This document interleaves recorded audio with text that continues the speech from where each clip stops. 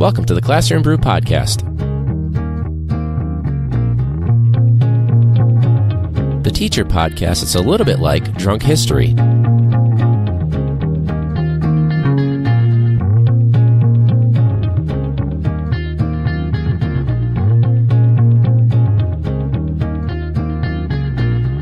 But wait, do you guys actually drink while you record episodes? Yeah. Actually. Yeah.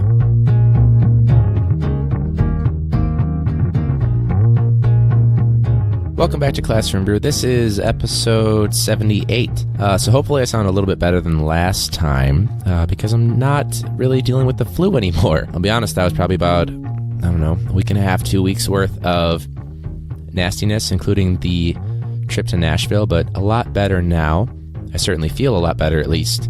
Even though I did have a moment where I was didn't really feel so hot like this morning, but I think that's more so because of the time change. So again, advocating for why don't we just switch things 30 minutes instead of 60 minutes, because it makes it really hard when you're getting up and it's dark again. So if you have not already, please make sure that you rate and review whatever app you are listening in. If you're in iTunes, great. Stitcher, awesome. Spotify, cool. But make sure, rate and review the show. That really helps us out. It bumps us up. It's the same thing as if you were looking something up on Google. You're more likely to click something that's on page 1 versus the likelihood of clicking on something that is on page 4 or whatever it is. I don't know where we're at, but even still. If you want to be on the show, you can reach us at Classroom Brew on your favorite social media or email us, classroombrew@gmail.com. So, for this week, this has been something that I've thought a lot about. I was telling Brian from The Lazy Teacher that out of like a 72-hour period, I think I spent about 7, 8, 9, even 10 hours just thinking about this. And that includes at work and at home. So, Brian did an episode. This was last week. It was an episode, the title of it was actually, I can't remember. He started with talking about a starfish. The story of, making an impact on one, and if you can actually save the thousands, whatever it is. It was a very nice story. It was superhero syndrome, and he released that, on March 8th. So it's a great episode. It's his 60-second episode, Superhero Syndrome, so make sure you check that out. But in the episode, Brian mentions the students that maybe they're not ready to be reached by a teacher. Maybe they're not willing to be a student at that moment, or maybe they're not the student that you're going to save, or you're not going to turn around, or you're not the profound person in their life. And really, even though it's not a popular opinion as a high school or elementary teacher, whatever, it's really something that I'm trying to come to terms with right now. So I'm thinking about it, and I had one initial plan for this episode. Probably would have been a little bit more explicit version of the episode, but I've had a few more events recently that have come to life, even today. So I'm recording this on a Wednesday. This episode is dropping the following morning. So really this afternoon, like as soon as I got home, I busted out the mic, and now here we are. But, which reminds me, by the way, there was a field trip today in our building that, we knew about it like a day or two before, but could use a little bit more notice in terms of planning than just 1 or 2 days before. And it was it was an all-female group working on womanhood is the name of it. Wow. And they're like, well, we have this field trip. It's an all-day thing. It's working on, I'm assuming some skills within their framework for working on womanhood. There's also Becoming a Man, which it's BAM for short. But not too long ago, there was some sort of like a life directions field trip, and this was last year. And they were like, we're going to go see Black Panther. And I was like, okay, cool. There is a very practical application for knowing who you are and not turning your back and addressing mistakes of the past. And okay, I see how that could be worked in. And so I'm thinking, because I just saw last Friday the new Captain Marvel with Brie Larson, which was fantastic. And I'm thinking, working on womanhood, it's a movie that has some sort of feminist undertones to it, or I guess maybe overtones, whatever you want to call it. Are you going to go see Captain Marvel? It's a great movie. Like, I'm excited for you guys to tell me what you thought of it. And the response I got was, "Oh, we're not seeing Captain Marvel, Mr. F." And I was like, "Oh, okay. What are you going to go see?" And the response that I got, that I did not expect, was, "Oh, yeah, well, again, we're not seeing Captain Marvel. We're going to see the new Madea movie from Tyler Perry." What? I thought it was like, hey, let's focus on, I don't know, something that's actually related. Maybe it has some sort of deeper meaning, empowerment for women. We just had International Women's Day. It's Women's History Month. And you're going to watch Tyler Perry in Medea's family funeral? So that was a shock for me, which, by the way, 4.4 out of 10 on IMDb, 14% on Rotten Tomatoes, and 39% on Metacritic. But Google users, 86% liked the movie. I'm guessing, which, by the way, I just read the thing, I'm guessing it's a funeral, and when Madea gets there, everything changes. Of course, because it's Madea. It's like Madea number 17. Like it's always the name, like Star Wars 3, Return of the Madea 76, a family funeral. And then the next one's going to go back to like Madea goes to jail, Madea goes to school, Madea buys a backpack, Madea sits on a couch, and then finally it ends with like Medea's not doing so good. So that was the funeral. I did not expect that from the trip today. Not to shit all over Tyler Perry and his Madea movies. I'm sure it's not that bad. Maybe there's some deeper message that they liked. I'm sure they chose it for a reason. I just wasn't expecting them to say, "We're gonna go see Madea all day." Way too long. Anyways, back to Brian. Sorry, I had to get that out. But I've been thinking about those students that I don't want to say lost causes, but let me just preface this a little bit here. I have one class in particular towards the end of the day, and to put it lightly, it's a shit show. It's not an issue of behavior management. I have classes that are similar with IEPs and 504s and trauma, but for some reason, and it's partly because it's the end of the day and the combination of personalities, but there's a number of students that have become particularly difficult. And I looked at it, and there's, in terms of like failures, I only had 12 last semester. So first semester, 12 kids total out of like 130, 140. So like not bad, I guess. Less than 10% failing rate.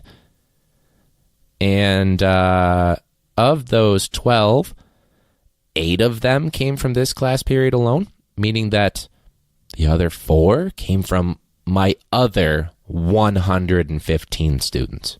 So that's kind of what we're dealing with. And that doesn't mean that the entire class is bad. There's some shining stars in that class, truly. Some fantastic kids. Now, the problem is that a number of them have grown frustrated with some kids. And it's gotten to the point where I'm starting to kick more kids out. One in particular, I could be starting a lesson, and then we're about 5-6 minutes in where you're setting the purpose and you're giving the background, and I'm about to set them up for the task, and then, "What the fuck is you guys doing? I need a fucking pencil. Hey, bitch, what's going on?" And that's what I have to deal with. I've already started a lesson. I've got some kids that are starting to engage, kids that have come in tardy, got everything squared away. The first 5-10 minutes are usually pretty hectic. And then when the 15-minute mark or the 20-minute mark, it really varies. There's no telling when this particular student walks in. It all goes out the window. Now, redirecting a student like that, it's very easy to just like call them out and say something about it, but I try not to do that. I don't like to single kids out. So some things that have worked with this student. Every so often she'll come to see me outside of class because take a guess if she does her work or not. And so I will work with her. I've spent easily hours upon hours every single week just working with her on getting her caught up from the stuff that she didn't do because she was off task, all that stuff. Now, things that work include talking to her outside of class, having some sort of a restorative conference with her and a third party to kind of get things back on track.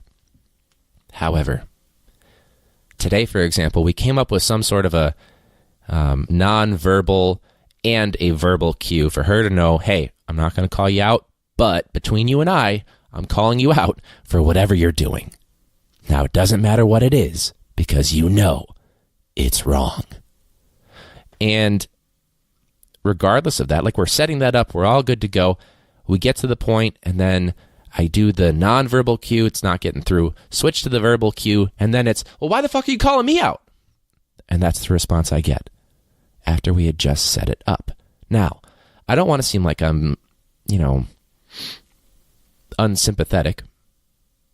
Clearly, if something like this is going on, it makes me sad that clearly if she's putting people at a distance with an arm by being nasty and sneering and things like that, she's protecting herself. I get that, 100%. But I'm at the point now where I have to think about the other 25 plus kids in the room. The other issue that I've really noticed is that it's becoming more of a crutch to use the trauma and the stuff in her life. So rather than trying to work on it, fix it, make people aware of it so that there's empathy on both sides, it's becoming, well, I've got this going on, so, F it. And so that's what I'm really kind of disturbed by, I guess, is that there's this resistance to coaching this student figuratively. There's this resistance to wanting to work things out. And rather than seeing her circumstances as what they are, circumstances that she has to overcome and has support to do so, they've become excuses. And so I did what anyone would do. I called for backup in this case. Maybe not anyone, but I called for backup. We have this new restorative coach that's in the building, and so she kind of took a look at the interactions that all these classmates are having together, because whenever it's a teacher-led time, sure, there's those disruptions here and there, but for the most part, it's once I send them out to work independently that things fall apart, right? Because that's where the autonomy is, and if they're not motivated and they don't have someone constantly saying, here's what we're doing now, and now, and now, and now, and now, even if it's done on an independent basis, it doesn't work. But she took a look, kind of assessed things, and she met with me. And here's what we decided to do today. I'm just going to set the stage. Students walk in. We have a randomly assigned slip of paper. Some of those papers say student, and some of them say teacher. And I loved this idea, by the way. The idea was you were assigning these students and teachers, quote-unquote teachers, so that you would have some students, a familiar face, a peer, whatever, at the front of the room. And they were given a very basic idea. It could be, what does a trustworthy friend look like? And their job is to give the students in the room some sort of a task. They convey the message that they believe, and they have a quick little 2-second discussion. All they had to do was last 3 minutes and achieve their goal as a quote-unquote teacher. The whole time, no redirection from me or from this coach to handle, the outbursts and the disruptions and the people that are late and the phone issue. Because phones are always an issue, right? And what we got was exactly what we would have expected, right? I have expected it to be like, oh, they're going to sniff this out and understand what's going on instantly. But of the 5 students that were posing as teachers and trying to get a quick 2 to 3 minute lesson on the most simple thing possible, every single one of them broke at some point or tried to give up at some point, and we had to say, no, your time is not up. Even some that were yelling like, shut up. Or ones that were like, you guys are so disrespectful to me right now. I'm trying to get this across. And the irony is, guess if we quote unquote randomly assigned kids to the teacher role that are problematic when a real teacher is at the front of the room. The answer's yes. Kind of. We weren't trying to call people out, so it was somewhat random, but a little bit of a nudge like, hey, John Doe over here, maybe he should see the other side of things. So I thought that was great. And me personally, it was my chance to be like, what are these kids doing all day when I'm trying to teach? So I was shouting things out like across the room. You got a pencil over there? Can I charge my phone? Hey, they're on their phone. Why can't I be on my phone? Stuff like that to really kind of get them going so they can kind of see what things are like. About half of them were like completely outraged, like, what the hell is going on? I pulled 2 or 3 kids aside that are newer to the class to be like, hey, here's what's happening. Just bear with me for today. And then I did clue in one student that she's very highly motivated. At one point, she considered being like a TA for the class because she gets kind of frustrated with some of the other kids. And so she was like we were kind of like toying around like, Miss Jeff, can I borrow a pencil? Across the room would be like, I'll see if I can have one. Stuff like that. Like she was really having a good time with it because she gets very frustrated with some of the kids in this group. And obviously as a teacher, it's very frustrating as well. And one of them too was funny because it's one of the students I have a very good relationship with. And I was like, let's just say that his name is Bob. And I was like, Bob, I need a pencil. And he was like, give me 1 second, I'm teaching. I need it now. Like exactly something that Bob earlier in the year would have said. So that was a good moment. And he was just like, get out, like as a joke. So in terms of building empathy, I'm not sure how it's going to go because right after, the restorative coach segued into a discussion. And it was centered around, what was that like for you as a student? What was it like for you as a teacher? What behaviors are you seeing on one side of the coin or the other? And across the board, they're giving you the answers they expect. Wow, that must be really hard. Like, and that was only 3 minutes? Stuff like that. But what I'm very concerned about is that not every kid was consistent. They recognized, hey, that's disrespectful. Or maybe I was being disrespected as someone that was trying to participate with the fake teacher. Or maybe I was the fake teacher and they were being disrespectful. They recognized it, but then as soon as an adult, the restorative justice coach, or I can't remember her exact title, as soon as she was back there, it was back to business as usual. So I'm at the point where with some of these kids, and I get that this is only step 1, and I'm actually very excited for how today went, even though attention is still an issue, blurting out is still an issue. I am still very excited about how it went and where it can go. And me personally, since I don't usually have a lot of behavior issues, I usually have a very good handle on it, I've been very disappointed in myself for having this one class that I don't always have a handle on what's going on in there. One student in particular was talking about, like, I was so scared as soon as I got up there because I don't know what they're going to blurt out. And I was like, yes, exactly. Now, a lot of times it's just attention seeking. I get that. And there's certain strategies you can take, like in terms of like actually giving attention to that or only, giving positive reinforcement to the kids that are doing what they're supposed to be doing and then just ignoring the bad behavior, and that should hopefully influence it. Not everything is going to work every single time. But back to the sample student, kind of knowing the context. It's not that I've given up. I've tried a bunch of stuff, and it's not just the one student. But there are a few in particular that are highlighted by this exemplar where I'm starting to think, you know what? I'm at the end. You get a handful of mulligans each year, right? Some kids more than others because they actually use them up. And they might genuinely come to you like, hey, I really apologize for this, whatever. But it's at the point now where I'm not sure how I am going to have to, like, do you want help from me? Or do you just want to be angry? That's that same student. I don't remember what episode that was. That story came up. But I've had to ask her, do you want help? Or do you just want to be angry about something? You want to sit in a desk. You don't want to move around and do stations. But then we sit in a desk and you're like, I got to move around. Okay, so let's do stations. Well, but I want to sit in a desk. It's beyond confusing. And I get it. Part of it is just whatever it is, there's going to be some state of discontentment. But I got to still try something, I guess. So I've started to take a lot of, even though I'm sure this is somewhat cyclical, what I'm going through, it's kind of going around and around and around between guilt and trying something and then being comfortable with giving up on that. But there are some students that don't necessarily take the end of the semester when they are failing as a red flag. There are also some that don't see a problem with saying, hey, where's my fucking missing work?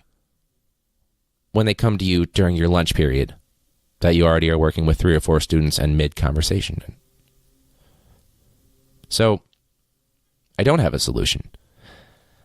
This is a lot different episode than I've usually done. It's not as comedic as it usually is, aside from Madea, right? It's Tyler Perry as an old woman. But it's a lot different. It was something that I was thinking about, and I really do encourage you to check out Brian's episode, especially the opening part where he does the Starfish story. It's been shared around on Instagram quite a bit. So I guess what I'm thinking is, if you are a student and you're listening to this, or if you're a parent, whatever the case may be, there was something that I found a long time ago that I've kind of thought about using, but finding a less harsh version. And this is from Teacher Confession on Instagram. So this is not something that I came up with, but I thought this was a good way to kind of round us out for this episode. So this is a poster in their room that they handwritten, whatever. And it says, reality check. So here goes nothing. Number 1, you will not be rewarded for bad behavior. Number 2, being told no is a part of life. Get over it. Number 3, you are free to make your choice. You are not free of the consequences. Number 4, life is not fair. Number 5, you are not the boss. Number 6, the world does not revolve around you. Number 7, respect is earned. It is not just given. Number 8, the world owes you nothing. You have to work for it. Number 9, fits and tantrums will get you nothing. Stop wasting your time. And number 10, you put yourself here. You need to fix you. So that's kind of been circulating my mind.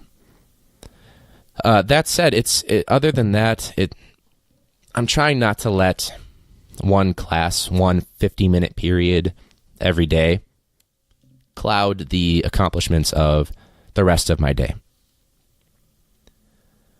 I have a number of kids that they're exceeding my expectations. I have a number of kids that are, applying for internships, and kids that have made mistakes and they have owned up to them almost immediately, or have they taken some time and then have come back and apologized, and that makes me proud. Even though this episode was a little bit more, I don't want to say of a downer, it's more of a real moment. But there are so many kids that I am so proud of. Kids that I've had in the past, kids that I have currently, kids that I don't have, but I chat with every so often in the hallway, or I see them, or they come into my room whenever. So it's not all bad. My charge to parents, I guess, if you are listening to this, my guess is if you're listening to this, this probably isn't an issue for you at all, but I loved the Instagram quote saying that teachers should probably wear body cams just like the police so that people can see how their child really acts. I think that would be fantastic. Now, granted, some of my parents wouldn't care, either because they have a lot of other stuff going on, or they just don't care, they're not invested, or they've got something going on in their life. But even still, not a bad idea. So, Betsy DeVos, maybe you should watch out for what you're cutting in terms of education funding, especially for the public, poor, South Side urban education schools. There's nothing like getting to the end of your week and you're like, it's Friday Eve. And you're like, it's not. It's Thursday Eve, which doesn't have the same ring to it. But by the time you listen to this episode, or by the time this is released, rather, it will be Friday Eve, which means you're only 1.5 more days, or 1 full day, or maybe it's 2 full days if you're listening in the morning, from the weekend. So for those of you that are on spring break, congratulations. Hopefully it's a restful one. People that are going on it soon, good luck. Enjoy it. Relax. Don't do anything. I'm hoping to be on spring break pretty soon and traveling around a little bit. Make sure you rate their podcast, review in whatever app you're listening to. You can check out my other appearances on other podcasts like the Growing Minds podcast, Lazy Teacher podcast, the Honest Teacher podcast, Too Much Scrolling, and other places that I've been.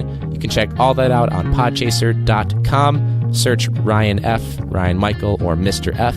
I'll be there. You can also rate the podcast there. If you want to be on the show, we've got a number of guests coming up. The podcast is also going on the road a little bit, so that should be fun. It'll be easier with the Zoom. But you can reach us at classroombrew on social media or email us, classroombrew@gmail.com. All right, that was all I had. Thank you guys for listening. If you have anything that you want to, throw out there as an opinion, a thought, whatever it may be, feel free. Contact me. Love hearing from you guys. All right. Until next week, class dismissed.